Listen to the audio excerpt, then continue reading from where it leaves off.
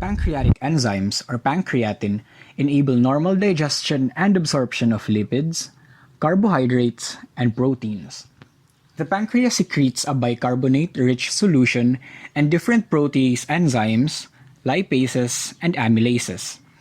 These alkaline secretions are essential for the entry of acid chyme into the duodenum as well as the activation of enzymes. Columnar epithelial cells of the pancreatic duct secrete the solution, while pancreatic acinar cells secrete the enzymes. Pancreatic ducts transport the pancreatic secretions to the duodenum. The epithelia of the ducts are semipermeable to water but not to large molecules. When the bicarbonate reaches the lumen of the duodenum, it acts to neutralize the duodenal chyme. Pancreatin contains protease, lipase, and amylase. Protease is an enzyme that catalyzes the breakdown of proteins and hydrolyzed peptide bonds. In nutrient digestion, pancreatic trypsinogen, a serine protease zymogen, is delivered into the lumen of the small intestine and activated to become trypsin by enteropeptidase. Trypsin will then activate pancreatic chymotrypsinogen, procarboxypeptidases, proelastases, and prolipases in a classic two-stage cascade. When trypsin is prematurely activated in the pancreas, autodigestion and uncontrolled proteolysis will occur, which are both signs of pancreatitis and cystic fibrosis. Lastly, amylase produced by the pancreas enters the small intestine to further assist digestion by hydrolyzing glucosidic bonds present in starch, namely alpha amylase, beta amylase, and glucoamylase. For the digestion of carbohydrates in the digestive system, specific enzymes are responsible for the breaking down of its components. The major oligosaccharides consumed by humans are lactose and sucrose, which make up 30 to 40% of total carbohydrate intake. Digestion of carbohydrates initially occur at the mouth, where alpha amylase breaks down the internal alpha-1,4-glycosidic bonds. The enzyme is deactivated by the acidic pH of the stomach. Nevertheless, carbohydrates are about 30 to 40% digested before reaching the small intestine. Pancreatic alpha amylase is 94% similar in structure, which is its amino acid sequence, to salivary alpha amylase, and is responsible for cleaving the carbohydrate at their internal alpha-1,4-glycosidic bonds. Complex carbohydrates are then digested into maltose, isomaltose, trisaccharides, and oligosaccharides in the small intestine. Exoenzymes present on the surface of the villi and microvilli are responsible for the digestion of these polysaccharides into monosaccharides. These are called brush border cells as seen in the figure below. These enzymes cleave oligosaccharides one monosaccharide at a time or disaccharides into two monosaccharides. Proteolytic enzymes are responsible for breaking down proteins into amino acids. Various kinds of proteolytic enzymes are utilized because each enzyme only cleaves specific peptide bonds. These peptidases can be classified in two: endopeptidases and exopeptidases. Endopeptidases cleave the peptide at specific internal points, leading to the formation of numerous peptides. On the other hand, exopeptidases cleave the peptide chain one amino acid at a time from either terminal end. Both enzymes are secreted in their zymogen forms in order to prevent them from becoming active while in the pancreas, which could lead to pancreatitis. As these proteases enter the small intestine, the zymogen trypsinogen is activated by enteropeptidase to form trypsin, which then catalyze the activation of other zymogens. Polypeptide chains are then cleaved into oligopeptides and amino acids through the action of chymotrypsin, trypsin, elastase, and carboxypeptidase. Chymotrypsin, trypsin, and elastase, which are endopeptidases, first cleave the polypeptide into oligopeptides. Trypsin will cleave the peptide bonds next to lysine or arginine. Chymotrypsin, on the other hand, will cleave the bonds next to hydrophobic amino acids, and elastase will cleave elastin as well as peptide bonds next to alanine, glycine, and serine. The remaining oligopeptides are then cleaved by exopeptidases. Carboxypeptidases would cleave the peptide at carboxy terminals. Consequently, carboxypeptidase A would preferentially release the hydrophobic amino acids alanine, isoleucine, leucine, and valine. Carboxypeptidase B, on the other hand, would preferentially release the basic amino acids lysine and arginine. The uptake of amino acids are facilitated by transport proteins. According to a study by Goodman in 2010, more than 90% of the fats consumed by people are in the form of triglycerides.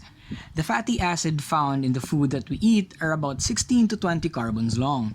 Fatty acids that are 8 to 12 carbons long are not common in the food that we eat, and thus are considered unimportant, whereas short fatty acid chains of about 2 to 4 carbons long are common anions in the stool but are not present in the food that we eat.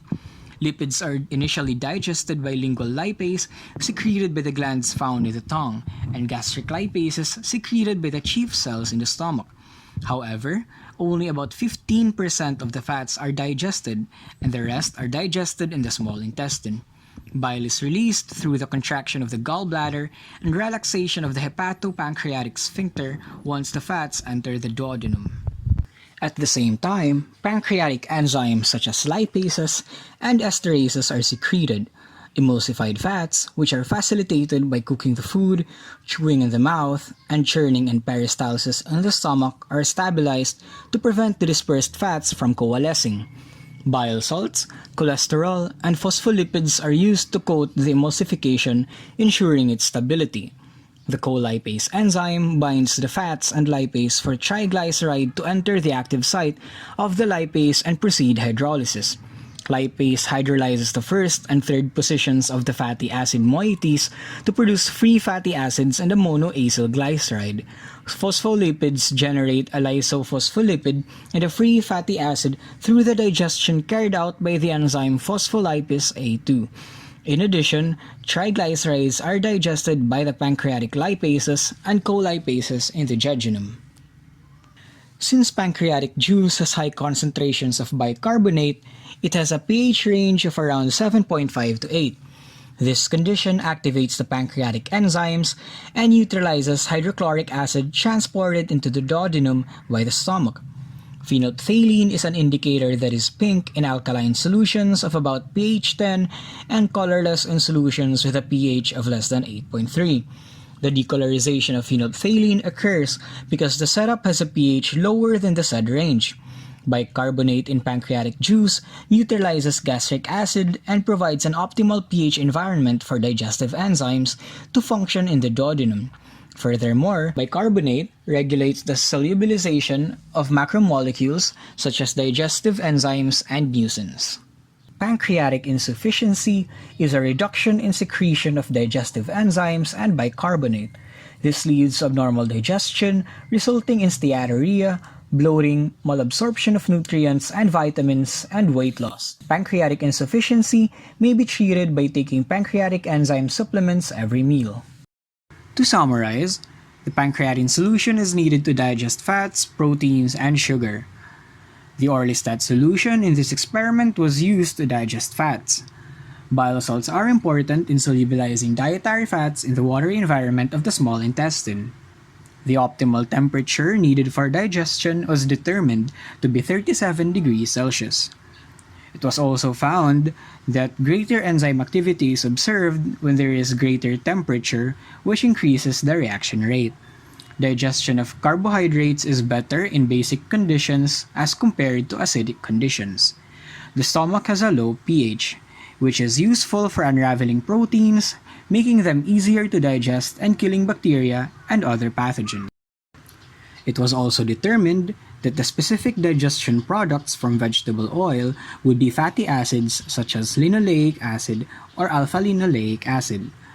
Maltose and maltotriose would result from the starch and ovomucin fibers from egg whites. Orlistat did not have any effect on the digestion of vegetable oil and starch, yet had an effect on the digestion of egg white. It was found to be an inhibitor of pancreatic lipase. While it inhibits lipases, it has little or no activity against amylase, trypsin, chymotrypsin, and phospholipases. It covalently binds to the serine residue of the active site of gastric and pancreatic lipases. It also induces partial inhibition of the hydrolysis of triglycerides, which results to the reduction of the absorption of monoglycerides and free fatty acids. Now we'll move to the conclusion and recommendation. The digestion in the small intestine was simulated and the function of each enzyme present in pancreatin were observed. It was determined that pancreatin is composed of proteases, lipases, and amylases, which are responsible for the breakdown of protein, fats, and sugars respectively. The total liberated fatty acids for digests A to E are 141.3496 micromoles, 0 micromole, 134.3496 micromole, 0 micromoles, and 99.3926 micromoles respectively. Test tube B had no fats liberated as the endpoint for phenolphthalein was already observed. The presence of HCl in test tube D resulted in the absence of yield, whereas test tube E had very little fatty acids due to the presence of orlistat, which is a lipase inhibitor. Test tube F and G showed negative results while test tube H was inconclusive in the I2 and Ki test. The negative results are brought by the presence of HCl, which is a known amylase inhibitor. For the Biuret test, test tube J had the most peptides, followed by test tube K and lastly test tube I. From the series of tests, it can be said that calcium chloride, sodium carbonate, and bile salts are necessary for digestion in the small intestine. It is recommended that the incubation time should be extended so the digestion of the egg whites would be apparent at first glance. The concentration of the titrant should be increased because the phenolphthalein endpoint was difficult to achieve, which could have been a probable source of error.